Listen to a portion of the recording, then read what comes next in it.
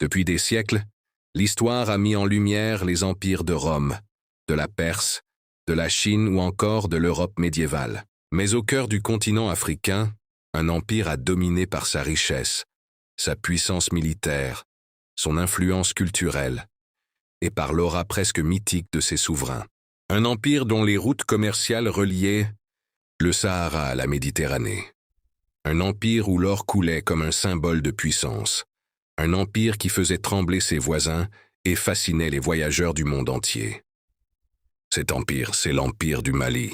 Né des vastes royaumes d'Afrique de l'Ouest, il s'est imposé comme l'un des plus grands et des plus prospères de l'humanité. À son apogée, sous le règne de Mansa Moussa, le Mali contrôlait des territoires immenses, des mines d'or légendaires, et possédait l'une des armées les plus redoutables du continent. Sa capitale intellectuelle, Tombouctou, devint le phare du savoir africain, un lieu où savants, astronomes, poètes et érudits venaient des quatre coins du monde pour étudier, échanger et écrire. Les bibliothèques y abritaient des milliers de manuscrits précieux, témoignant d'une culture raffinée et d'un rayonnement inégalé. Mais ce qui rend cet empire véritablement exceptionnel, ce n'est pas seulement son étendue ou sa richesse, c'est sa capacité à unir des peuples, à structurer des routes commerciales transsahariennes et à imposer sa marque sur plusieurs siècles d'histoire africaine. Dans cette vidéo, nous allons remonter le temps pour découvrir comment un empire africain a atteint une puissance extraordinaire, comment il a influencé des royaumes lointains et pourquoi son héritage continue encore aujourd'hui d'inspirer l'Afrique et le monde entier. Voici l'histoire du Mali, l'un des plus grands empires que le monde ait jamais connu. Pour comprendre la puissance colossale de l'empire du Mali, il faut d'abord revenir à ses origines. Rien ne laissait présager qu'au cœur de l'Afrique de l'Ouest naîtrait l'un des plus grands empires du continent. Et pourtant, c'est ici que tout commence. Avant le Mali, il y eut l'Empire du Ghana, un royaume prospère connu pour ses mines d'or et ses routes commerciales. Lorsque ce royaume s'effondre au XIe siècle, il laisse derrière lui un vide, mais aussi un héritage, une maîtrise exceptionnelle du commerce transsaharien et une culture profondément enracinée dans la région. C'est sur ces fondations que se construit le Mali. Vers 1235, un chef nommé Soundiata Keïta, figure légendaire, héros de l'épopée mandingue, unifie les clans, repousse les envahisseurs et fonde un empire qui allait durer près de 3 siècles. Soundiata n'est pas seulement un conquérant, c'est un législateur, un stratège, un homme capable de transformer divers peuples en une seule nation. Sous son règne et celui de ses successeurs, le Mali s'étend rapidement. Ses frontières couvrent une grande partie de l'Afrique de l'Ouest, du golfe de Guinée aux portes, du Sahara, des fleuves Sénégal et Niger jusqu'aux terres où s'épanouissent les grands marchés du continent. Cet empire est vaste, riche et organisé, mais ce qui fait véritablement sa force, c'est le contrôle des routes commerciales. Le Mali domine les échanges d'or, de sel, d'ivoire, de tissus, d'épices et de livres. Chaque caravane qui traverse le désert doit traiter avec l'autorité malienne.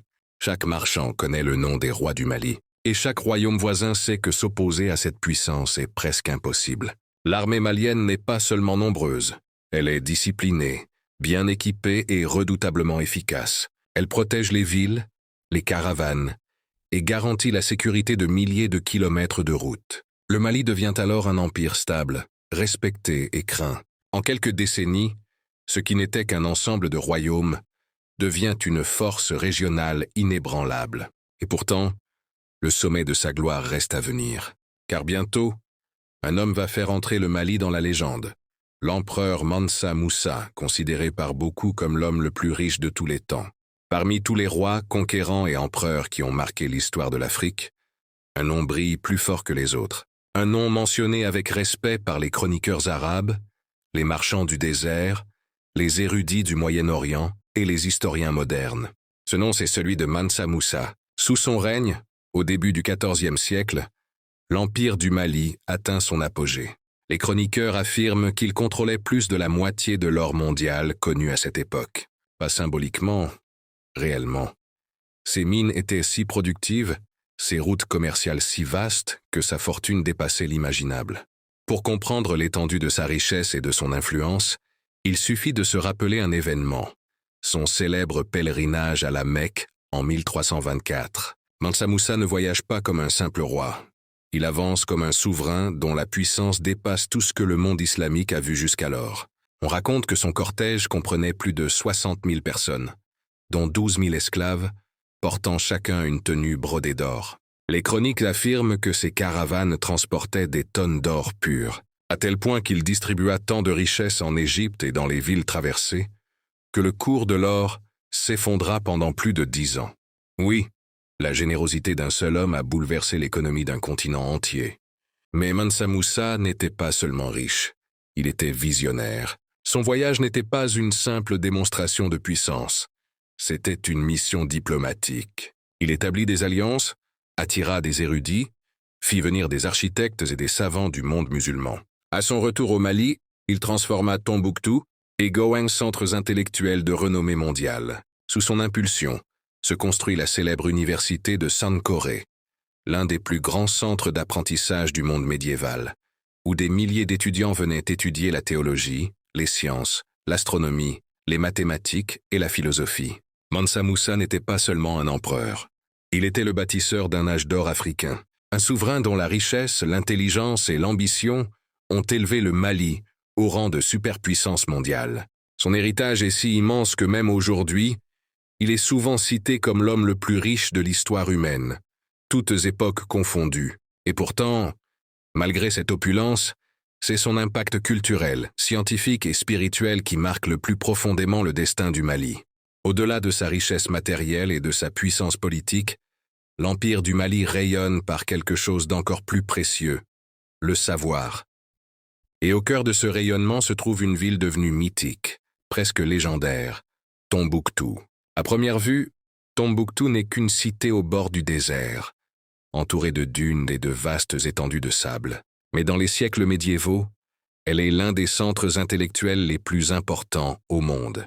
Une ville où l'or n'est pas seulement minéral, il est aussi intellectuel. Des marchands, des érudits, des voyageurs et des pèlerins affluent de toute l'Afrique du Nord, du Moyen-Orient et même d'Europe pour découvrir cette cité fascinante. Ils y trouvent des marchés immenses, des mosquées majestueuses et surtout des bibliothèques renfermant des milliers de manuscrits d'une valeur inestimable. Là où d'autres royaumes bâtissaient des murs et des forteresses, Tombouctou bâtissait des écoles, des centres d'études, des lieux de réflexion.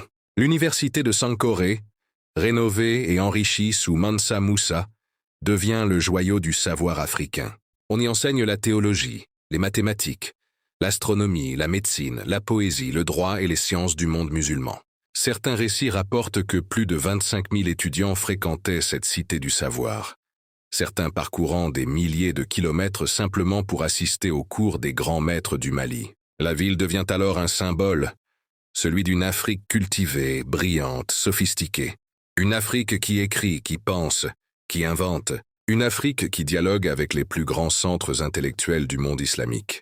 Mais Tombouctou n'est pas seulement un centre d'études, c'est aussi un centre économique majeur. Les caravanes chargées d'or, de sel, d'ivoire et d'épices passent par ses portes. Chaque jour, des centaines de chameaux traversent son horizon, apportant richesse et idées. Le commerce et l'intellect s'y rencontrent dans une harmonie rare. Imagine, une ville dressée au bord du désert, illuminée par le soleil brûlant, où les bibliothèques renferment des trésors que même les empereurs ne peuvent acheter. Une ville où les mosquées de terre sculptées dominent le paysage, où les érudits écrivent, enseignent, débattent, et où l'or circule comme une simple marchandise. Tombouctou est plus qu'une cité, c'est une légende, le symbole parfait de ce que fut l'Empire du Mali. Un empire puissant, riche mais aussi profondément ancré dans la recherche du savoir. Une combinaison rare, qui fait du Mali l'un des empires les plus complexes et fascinants de toute l'histoire humaine. Si l'empire du Mali a pu devenir l'un des plus grands et des plus influents du monde médiéval, ce n'est pas uniquement grâce à son or ou à ses souverains visionnaires. Sa véritable force résidait dans sa capacité à organiser, protéger et contrôler un vaste réseau économique et territorial. Au cœur de cette puissance se trouvaient deux éléments clés, son armée et ses routes commerciales. Commençons par l'armée. Les chroniqueurs décrivent une force militaire redoutable, disciplinée et parfaitement structurée. Les soldats maliens étaient réputés pour leur courage, leur loyauté et leur connaissance du terrain. Ils combattaient souvent à cheval, maîtrisant la cavalerie avec une efficacité redoutable dans les vastes plaines de l'Afrique de l'Ouest. Les archers, eux, étaient capables de tirer avec une précision remarquable, même en mouvement. Mais l'armée du Mali n'était pas seulement un symbole de puissance.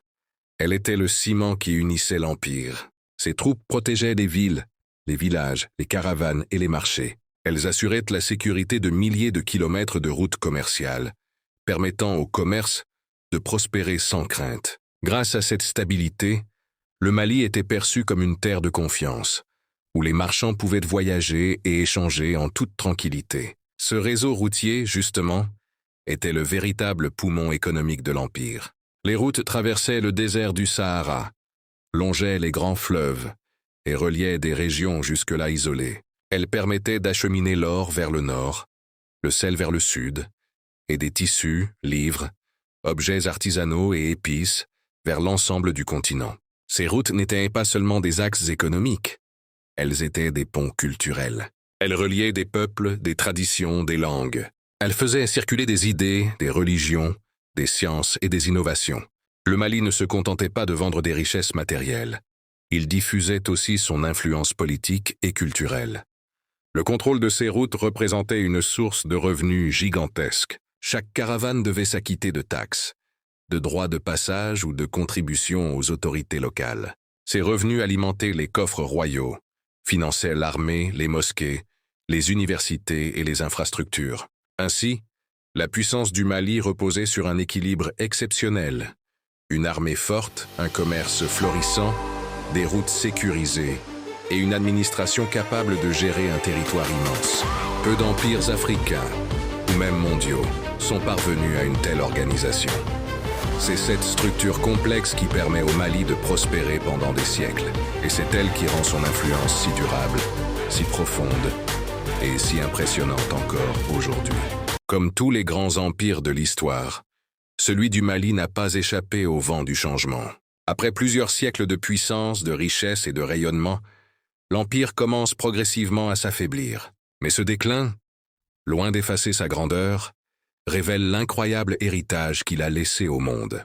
Le premier signe de fragilité vient de l'intérieur. Les successeurs de Mansa Moussa peinent à maintenir la même stabilité politique. Certains souverains manquent de vision, d'autres s'opposent ou se disputent le pouvoir. L'unité qui faisait la force du Mali se fragilise peu à peu. À cela s'ajoutent des pressions extérieures. De nouveaux royaumes émergent, ambitieux, organisés, et cherchant à contrôler les riches routes commerciales. L'empire Songhai, notamment, devient un rival redoutable. Les attaques se multiplient, les frontières se déplacent, certaines régions se déclarent indépendantes. Puis viennent les bouleversements économiques. L'arrivée des Européens sur les côtes africaines change totalement le commerce mondial. Les routes transsahariennes perdent de leur importance. Les échanges se déplacent vers les côtes atlantiques, privant l'Empire de ses revenus les plus précieux. Ce changement logistique est fatal pour une puissance fondée sur le commerce terrestre. Peu à peu, les grandes villes déclinent.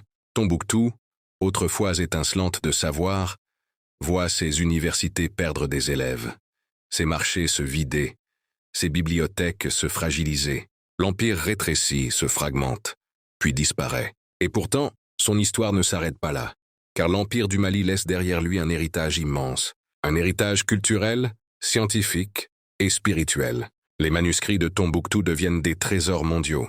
La mémoire de Soundiata Keïta inspire encore aujourd'hui des millions de personnes dans toute l'Afrique de l'Ouest. Le nom de Mansa Moussa circule dans le monde comme symbole de richesse, de vision et de prestige. L'influence malienne se retrouve dans les traditions mandingues, dans la musique, dans les systèmes politiques, dans les valeurs communautaires, et jusque dans les récits mythologiques transmis de génération en génération. Mais surtout, le Mali prouve une vérité trop souvent oubliée. L'Afrique n'a pas seulement subi l'histoire. Elle l'a écrite, elle l'a influencée. Elle a bâti des empires puissants, organisés, brillants, dont la trace résonne encore aujourd'hui. Ainsi, même si l'empire a disparu, son impact demeure, dans la mémoire collective, dans les traditions, dans les récits, et dans le rappel que l'Afrique a été, et reste, l'un des berceaux majeurs de la civilisation humaine. L'histoire de l'Empire du Mali est celle d'une ascension grandiose, d'un âge d'or incomparable et d'un héritage éternel. C'est l'histoire d'un peuple qui a su bâtir, au cœur de l'Afrique, l'une des plus extraordinaires civilisations de l'humanité. Un empire où l'or coulait comme un fleuve. Un empire où le savoir était aussi précieux que les richesses. Un empire où des souverains visionnaires ont transformé le destin de millions de personnes. Du génie politique de Soundiata Keïta à la richesse légendaire de Mansa Moussa, de l'éclat intellectuel de Tombouctou à l'organisation exemplaire de ses routes commerciales, le Mali a façonné son époque et influencé des régions bien au-delà de ses frontières. Son déclin n'a pas effacé sa grandeur. Au contraire, il a révélé l'étendue de son empreinte. Car même après sa disparition, des siècles plus tard, le monde continue de parler du Mali. Le monde continue d'étudier ses manuscrits, de raconter ses légendes, d'admirer la puissance de ses souverains. Le Mali n'était pas seulement un empire, c'était une vision, une preuve éclatante que l'Afrique a joué un rôle majeur dans l'histoire mondiale. Un rôle trop souvent sous-estimé, mais impossible à ignorer. Et aujourd'hui, en revisitant cette histoire, nous honorons la mémoire d'un peuple qui a fait rayonner la culture, le commerce, la science et la puissance militaire bien au-delà du désert. L'Empire du Mali fut l'un des empires les plus puissants de l'histoire, et son héritage continue de vivre, non seulement dans les livres, mais dans le cœur des peuples africains et dans l'inspiration qu'il offre au monde entier. Merci d'avoir voyagé dans cette épopée. Si tu veux découvrir d'autres histoires cachées, d'autres empires oubliés et d'autres vérités qui ont façonné notre monde, n'hésite pas à t'abonner. L'histoire n'a pas fini de dévoiler ses secrets.